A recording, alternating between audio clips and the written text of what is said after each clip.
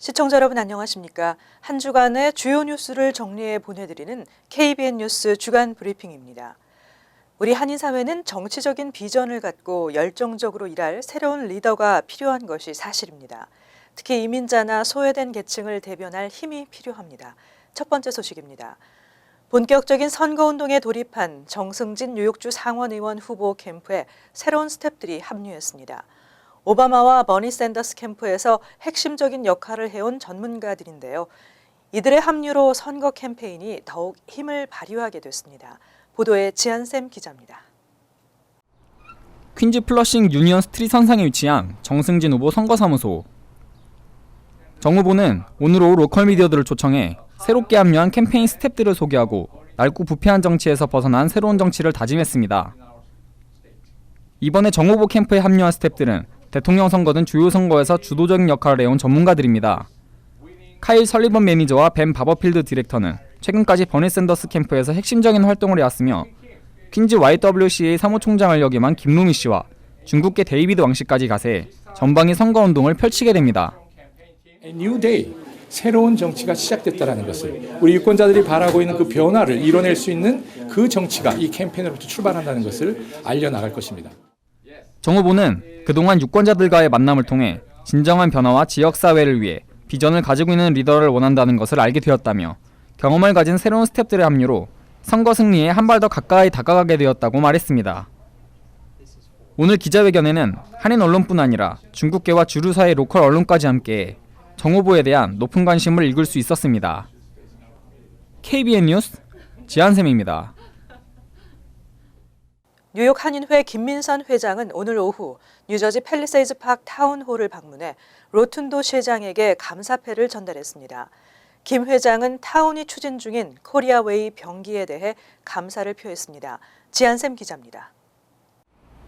뉴저지 팰리세이드 파크 타운의 중심을 지나는 브로드 애비뉴. 약 1마일에 달하는 거리 양쪽에 한인 비즈니스들이 빼곡히 자리 잡고 있는 뉴저지를 대표하는 한인타운입니다. 타운은 지난해부터 이곳 일부 구간에 코리아웨이를 병기하는 프로젝트를 추진하고 있지만 타운의 타민족들의 반대에 부딪혀 속도를 내지 못하고 있습니다. 뉴욕 한인의 김민선 회장은 오늘 오후 타운홀을 방문해 제임스 로툰도 시장에게 감사패를 전달했습니다. 김 회장은 펠팍은 미국에서 가장 먼저 위안부 기름비가 세워진 곳이라며 코리아웨이 병기도 좋은 결과가 나왔으면 좋겠다고 말했습니다. 외국인으로서 그 로컬 가버먼트의 수장으로서 어떠한 특정한 코리안 커뮤니티라는 어떠한 특정한 단체들의 이익을 위해서 이런 프로젝트에 심혈을 기울여 주시고 노력을 한다는 그 자체가 굉장히 중요하다고 생각하고 우리 코리안 커뮤니티에 큰 의미를 부여해야 된다고 생각합니다. 김 회장은 타운홀 방문에 앞서 로툰도 시장, 이강일 펠팍 한인 회장과 함께 오찬을 함께하면서 코리아웨이 병기 진행 사항을 논의했습니다.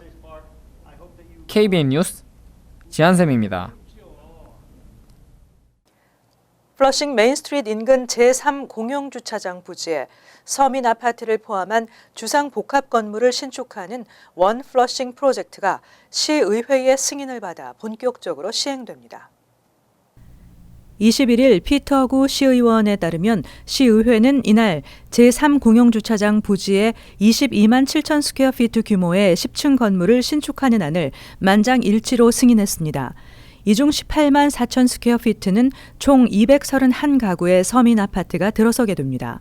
60가구는 노인들에게, 나머지는 연소득이 지역 중간소득의 37% 이하인 주민들을 위한 서민 아파트로 배정됩니다.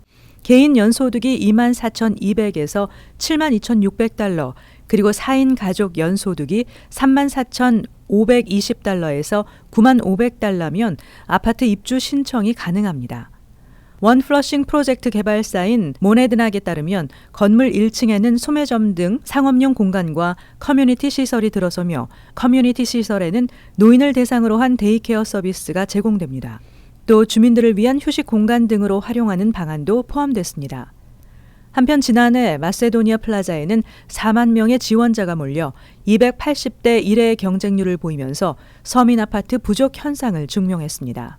피터구 의원은 원 플러싱 프로젝트가 서민 아파트 공급에 도움이 될 수 있을 것이라고 밝혔습니다.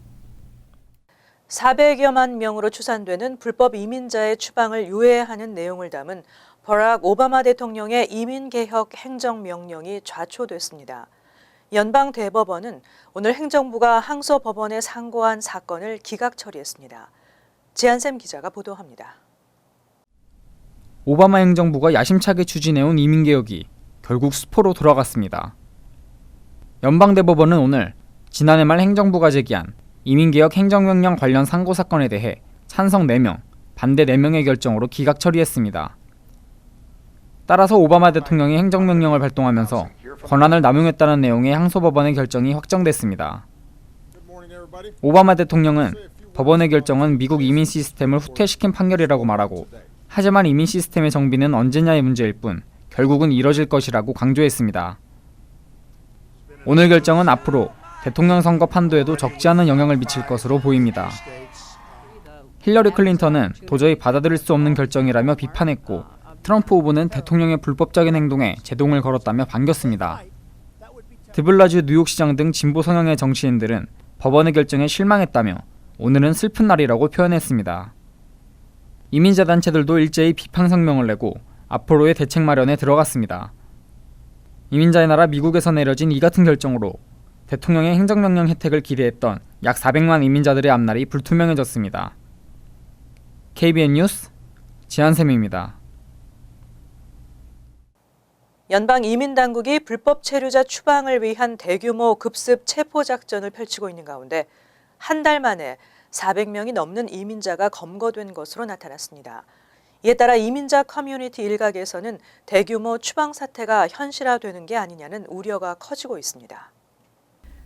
17일 연방이민세관 단속국에 따르면 지난달 9일부터 이달 13일까지 일리노이, 미주리, 켄터키, 위스콘신, 캔사스, 인디애나 등 중서부 6개 주에서 불법 체류자 체포 작전이 전개돼 모두 331명의 이민자가 적발됐습니다. 이에 앞서 네바다에서 펼쳐진 이민 단속에도 87명이 체포돼 이를 합하면 모두 418명으로 늘어납니다. 이민당국은 지난 6월 불법 체류자 색출 작전을 집중 전개한다고 예고한 바 있습니다. 전문가들은 조만간 1, 2주 안으로 단속 지역이 뉴욕과 뉴저지, 캘리포니아 등 미 동부와 서부 전역으로 확산될 것으로 예상하고 있습니다. 이번에 체포된 이민자들은 주별로 보면 일리노이가 107명으로 최다를 기록했고, 다음으로 미주리 73명, 켄터키 49명, 위스콘신 39명, 캔사스 31명, 인디애나 25명 등의 순이었습니다. 대부분은 갱 단원이나 마약 밀수범, 가정폭력 등 다양했지만 이외 단순 이민법 위반자들도 마구잡이로 체포돼 추방 재판에 넘겨지고 있어 앞으로의 논란이 예상되고 있습니다. 한인 등 아시안 커뮤니티도 바짝 긴장하고 있습니다. 미국이 경기 침체에 빠질 가능성이 2013년 이후 최고치로 치솟았습니다.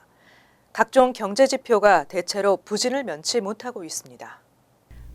월스트리트저널은 각종 지표를 종합해 18개월 안에 경기 침체가 시작될 가능성이 상당하다고 전했습니다.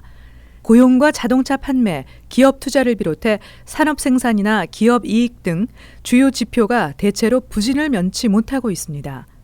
월스트리트저널은 자체 전문가 설문 결과 1년 안에 경기 침체가 시작될 확률이 21%로 높아졌다고 보도한 바 있습니다. 1년 전에는 가능성이 불과 10%였습니다. 올 초 금융시장이 요동쳤을 때에도 경기 침체 가능성이 제기됐지만 고용시장이 개선되면서 우려는 잦아들었습니다. 하지만 5월 고용지표는 시장에 충격을 안겼습니다. 5월 비농업 부문 일자리는 3만 8천 개 늘어나는 데 그쳐 2010년 이후 최저치를 기록했습니다. 바클레이스의 마이클 게페는 평균적인 회복 속도와 비교해 고용 둔화가 지속적일 때에는 대개 9개월에서 18개월 이내에 경기 침체가 나타났다고 지적하고 있습니다. JP 모건도 12개월 내 경기 침체 가능성이 높아졌다고 분석했습니다. 저유가와 달러 강세의 영향으로 전체 산업 생산도 지난 9개월 동안 감소세를 이어가고 있습니다. 한편 CNN 머니는 미 경제가 2017년이나 2018년에 흔들릴 것이라면서 다음 대통령이 경기 침체에 대비해야 할 것이라고 보도했습니다. 미국 상원에서 총기 규제 법안이 다시 마련됩니다. 사상 최악의 올랜도 총기 테러가 발생했지만 정작 총기 규제 법안 4건이 잇따라 부결되면서 비난 여론이 높아지고 있기 때문인 것으로 풀이됩니다. 수전 콜린스 공화당 의원을 비롯한 민주공화 양당과 무소속 상원 의원 8명은 21일 오후 의회에서 기자회견을 열고 총기 규제 법안을 곧 발의할 계획이라고 발표했습니다.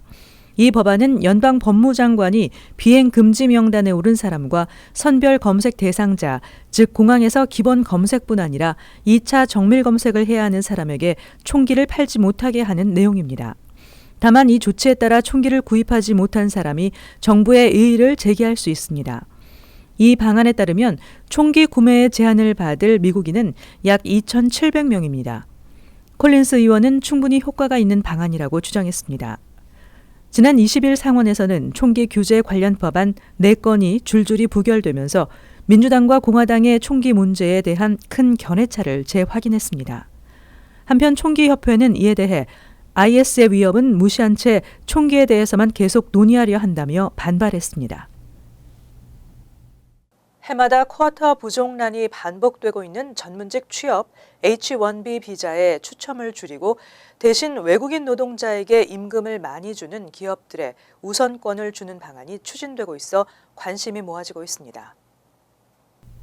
IT 전문지 컴퓨터 월드에 따르면 민주당 조 로프그렌 의원이 고급 인력 이민자 공정 법안을 연방 하원에 발의할 계획입니다. 법안은 H-1B 비자 추첨 비중을 최소화하고 적정 임금보다 높은 임금을 제시하는 기업들에게 우선적으로 H-1B 비자를 배정토록 하는 것입니다. 따라서 적정 임금 수준보다 높은 임금을 지급하는 기업일수록 H-1B 비자를 배정받을 수 있는 확률이 높아지게 됩니다. 고임금 미국인 노동자를 저임금 외국인 노동자로 대체하게 되는 취업 비자 프로그램의 폐단을 줄일 수 있다는 점에서 주목받고 있습니다. 법안에 따르면 H-1B 비자를 신청하는 기업들은 임금 수준에 따라 4단계로 분류해 적정 임금의 150에서 200% 이상을 지급하겠다는 기업의 비자 발급을 사실상 보장해 줍니다. 또 외국인 노동자가 많은 기업보다는 미국 노동자를 더 많이 채용하는 기업에 우선권을 주도록 하고 있습니다. 이번 법안은 공화당 데럴 아이사 의원도 참여하고 있어 초당적 제재를 받을 가능성이 큰 것으로 분석되고 있습니다. 본격적인 물놀이철을 맞아 뉴욕과 뉴저지 해안가와 강가에서 해파리가 출몰해 피서객들의 각별한 주의가 요구되고 있습니다. 해파리는 뉴저지뿐 아니라 케이프코드와 롱아일랜드 해협에서도 출몰하는 것으로 알려졌습니다. 해파리에 쏘이면 모기에 물린 것처럼 부어오르고 아프며 오한과 근육 마비 등을 유발하기도 합니다. 심한 경우에는 의식불명 등 호흡 곤란 증상이 생길 수도 있어서 해변가에서의 각별한 주의가 요구되고 있습니다. 이상으로 KBN 뉴스 주간 브리핑을 마칩니다. 시청해주신 여러분 고맙습니다.